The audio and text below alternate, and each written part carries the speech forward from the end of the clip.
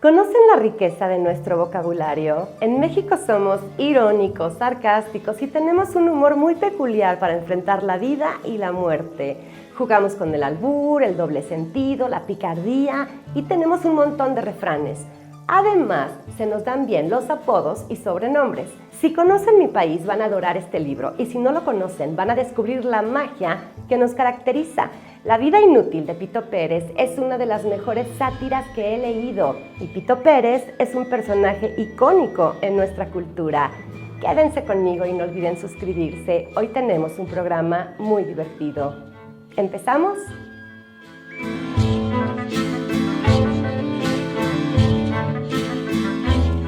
¿Recuerdan cuando platicamos de La Conjura de los Necios y les comenté que la tragicomedia es el género más difícil de lograr? Aquí les dejo el enlace, si no lo han visto, porque Ignatius, el protagonista de ese libro, es un personaje que tiene su propia escultura en Nueva Orleans, Estados Unidos. Pues, ¿qué creen? Pito Pérez tiene dos. Sí, nuestro antihéroe vive en Morelia y en Santa Clara del Cobre, en el estado de Michoacán. El autor de este libro, José Rubén Romero, nació en Cotija de La Paz y vivió un tiempo en Santa Clara del Cobre, Michoacán, donde se desarrolla esta historia. Se presume que Pito Pérez es un personaje basado en un borrachito que vivía precisamente en Santa Clara del Cobre. Se llamaba José de Jesús Pérez Gaona y en esta novela lleva el mismo nombre porque Pito, que nació en la pobreza y no tuvo juguetes, cito, un día dedicó sus largos ocios a labrar con navaja un pito de carrizo al que después de muchos trabajos logró arrancarle unas notas destempladas que desesperaron a los vecinos que gritaban protestando a silencien ese pito, y Pito le pusieron de apodo sin que le hayan lastimado con el sobrenombre. ¿Lastimarlo? No. Nomás lo convirtieron en blanco perfecto de burlas porque en México la palabra pito tiene una connotación distinta a lo que muchos suponen. Búsquenla porque a mí esta plataforma no me deja mencionarla. La historia nos atrapa de inmediato por la forma que tiene el autor de comunicar.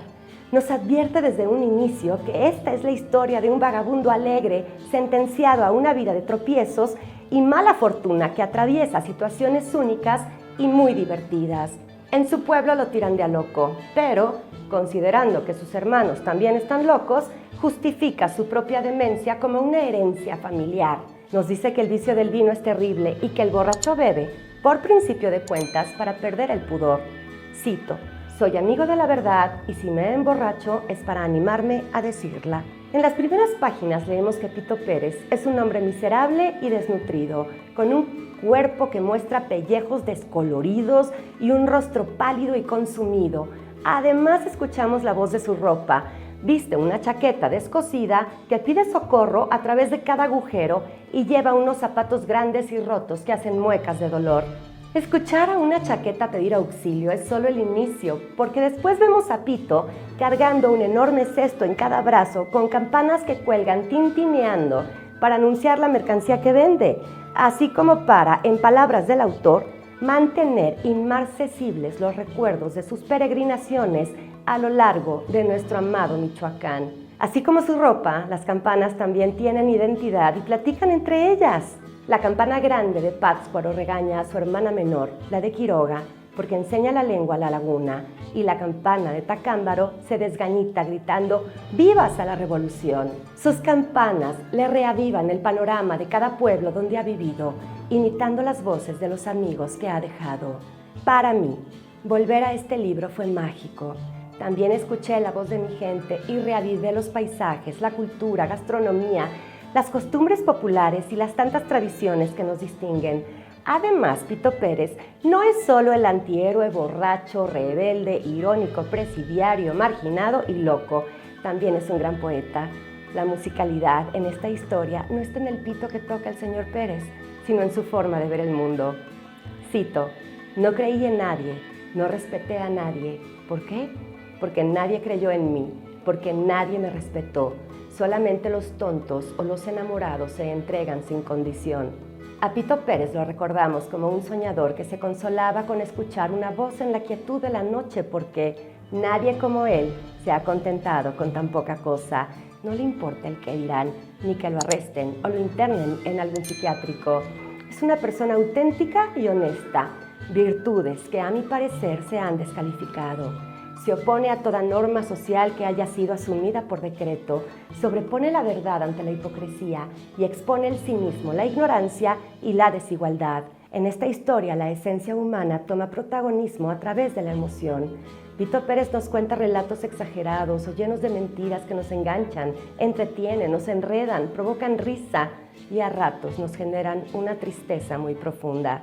El autor juega con el humor y la desdicha, en conjunto con la picardía del mexicano. Voy a recomendarles por primera vez que lean este libro en versión electrónica para que tengan un diccionario al alcance. Podemos entender a qué se refiere un enunciado que incluye una palabra en náhuatl o latín, pero comprenderlo con exactitud no tiene precio, créanme. Aquí no hay palabra que sobre y las palabras tienen una carga sustancial en esta historia. José Rubén Romero, escritor y diplomático mexicano, perteneció a la Academia Mexicana de la Lengua y murió a los 61 años en 1952. La vida inútil de Vito Pérez ha sido llevada a la pantalla grande en varias ocasiones con grandes estrellas del cine mexicano y filmada en locaciones de Michoacán como Pátzcuaro, Santa Clara del Cobre y Tacámbaro. Agradezco a Marta Valdivia y Carmen Espinosa por recordarme este emblemático personaje y les aplaudo su labor como promotoras de cultura. Este programa lo dedico a ti, mi querido Joel Garvey. Va mi trivia, novela mágica escrita en segunda persona de otro autor mexicano que además fue ganador del Premio Cervantes. Les doy una pista. Fue cancelada en los colegios cuando un político armó un escándalo por considerarla inmoral.